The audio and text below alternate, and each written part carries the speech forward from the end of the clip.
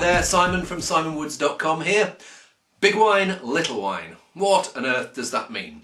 Well, today I've got two pairs of wines and two different growers here. Each of them I've got two wines from. And the idea is to see what is the difference between a cheaper wine and a more expensive wine from the same producer. So the first producer I've got is a guy called Christophe Cordier, who's in the Makana in Burgundy. Now if you don't know the Makana, your Burgundian geography, this is way down at the south end, so it's one of the warmer bits of Burgundy. And traditionally it's been, there's been quite a lot of ropey stuff from there.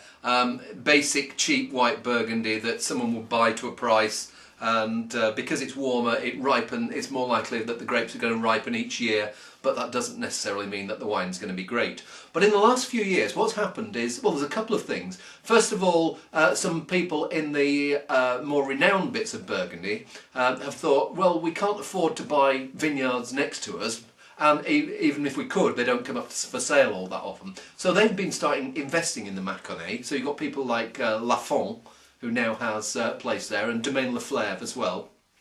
And the other thing is that not because as a result of that, they almost like happen side by side. There have been other people who are thinking, well, actually the Makana is not all that bad after all. I mean, let's go and try and find some decent vineyards, not overcrop them, and come up with something decent. And Christophe Cordier is one of that second group. So this is his Viret-Classé. Viret and Classé are two villages in the Makana. They are not the best villages, but they're not the worst. And this is made from grapes that he buys in, rather than grapes that he grows on his own land. So, first thing I get, it's a 2008 vintage, and it's very rich, forward, ripe, and ever so slightly, I'm getting a toasty edge from oak there.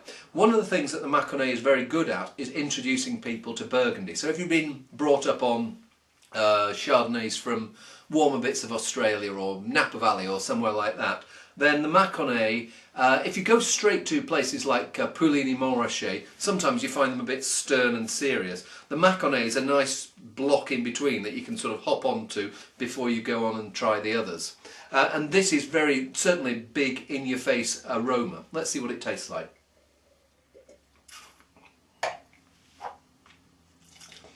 And I'm getting that, that toasty oak edge there. But what I'm also getting is really tasty fruit, but not overripe fruit. It's funny, it seemed quite ripe when you smelt it, but on the palate you're getting freshness of acidity. And the fruit flavours there, things like citrus, maybe a bit of pear, fresh pear.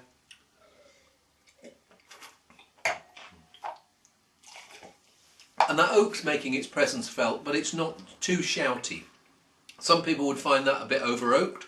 Some people would think that's absolutely imbalanced. For me, maybe I'd have preferred a little less oak, but it's a year old. I think that's going to calm down, and because of that acidity, I think it's going to get better and better. His next wine that I've got is from Poof, which is probably the best known bit of the Makana, and Cuvée Première, and it's a year older, and this is from his own vineyards. And I think the price difference is, I think the Viret-Classé is maybe £13 and the other one's about £17. So a little step up, not a huge step, but a significant one.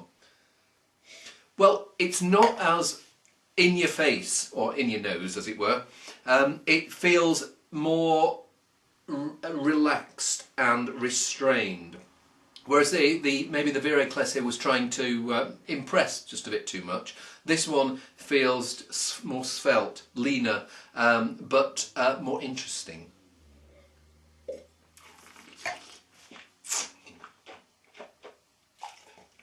Yeah, that's certainly the case. I get that little edge of toasty oak there, but there's also this weird thing like rhubarb, cashew nuts, pears, citrus fruit, ripe citrus fruit, but really ripe lemons. It's that weird thing where you've got that zest of the lemon, but also none of the buttock clenching bitterness. Very tasty wine there. And the Viret-Classé, it feels like it's going to need maybe 6 months to get to its best. This one feels like it's already looking really good, but I think its best is still to come, and it feels, because of that backbone of acidity, that it's going to go on and on for a bit like me. I've used that joke before, never mind.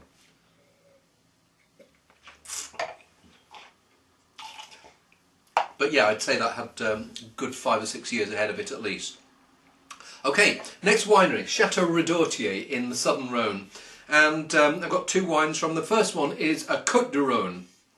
It's called Côte d'Antel. There's this rock formation in the southern Rhône called the Dentelles de Montmirail. So this sounds like it's next to those. And the Dentelles are in the appellation of Gigondas, or they overlook the appellation of Gigondas. This sounds like it's pretty close to Gigondas. We're going to try the Gigondas in a moment. But first, the 2008 Cote de Rhone. And the grape mix will be the same for these 2 wines. Dominant one will be Grenache, plus maybe 70–80% Grenache, and then the rest will be things like Syrah, Mourvèdre, Cinsault, all those other things that they grow down there. Pepper, herbs, something ever so slightly stalky. But sometimes you have wines that are stalky, but it's bad stalky. This is good stalky. It's refreshing stalky. Sometimes I see people in the southern Rhône who are over-ripening their grapes a bit too much and getting rid of that stalky edge in the process. And yes, you're getting more voluptuous flavours, but I think you're losing a bit of personality in the process.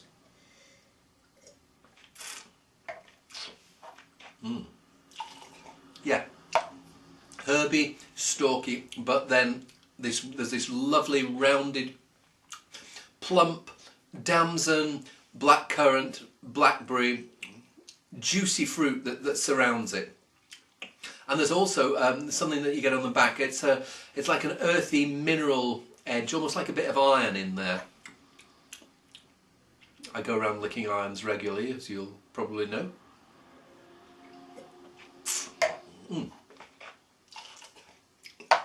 I like that a lot. A lot of personality there. It's not barbecue weather here, it's start of December, but that for me is classic sausage wine. Buy some decent sausages and have a bottle of that with them. I was saying about Gigondas, I've got a bottle of the Redortier Gigondas, that's the final wine. 2006, so a couple of years older. Let's see if there's a family similarity. Well, let's have a look at the alcohols. Yeah, it's 1% more alcohol. It's not got that stalky edge, but it's still got a refreshing peppery edge. But what I really notice more is riper fruit, plumper fruit, but it doesn't feel like it's gone onto that overripe jammy edge.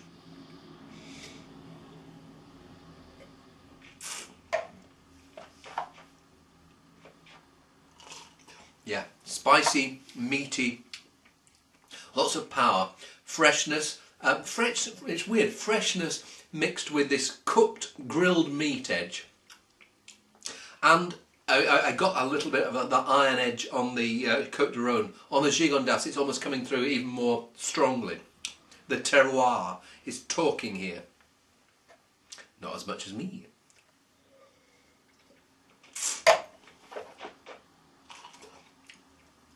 Very tasty wine, and whereas the Cote de Rhone is it's more sausage wine. I would save this for, I would love a haunch of venison from the King's Deer, as Robin Hood would probably have had, but this for me feels like a wine that I want to have with almost like a bœuf en daube, something like that. And it's good now. I think its best is still quite a way ahead of it. But it's really nicely balanced. It doesn't feel like it's going to fall over. If you want to drink it now, go for it. It's nothing wrong with it. It's very, very tasty. I just prefer to see it in 5 years' time. See you soon.